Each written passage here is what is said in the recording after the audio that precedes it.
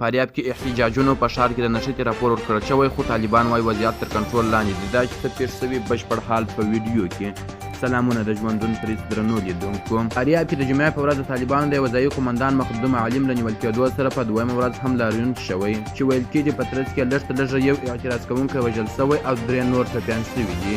مخکې داسې راپورونه ورکړل شوي وو چې مخدوم عالم خوشي شوی، خو طالبان وایي چې دغه سیمه ییز قومندان اوس هم په بند کې دی.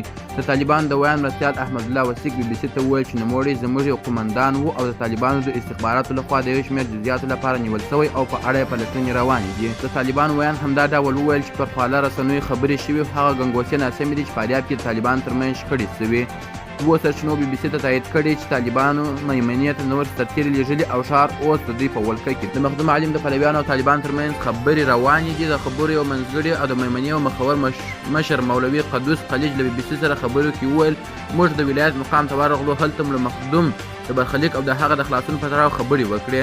د ولایت مشرانو راسره ژمنه وکړه چې دوی به دغه مسله په مرکز کې د مشرانو سره شریکوي. د مخدوم عالم په هکله ویل کېږي چې طالبانو یو مشر ازبک توکمه قومندان دی چې د طالبانو استخباراتو نیولی او د خوشي کولو له غوښتنې سره یې په میمنه کې سلګونه کسان لاریون کړی.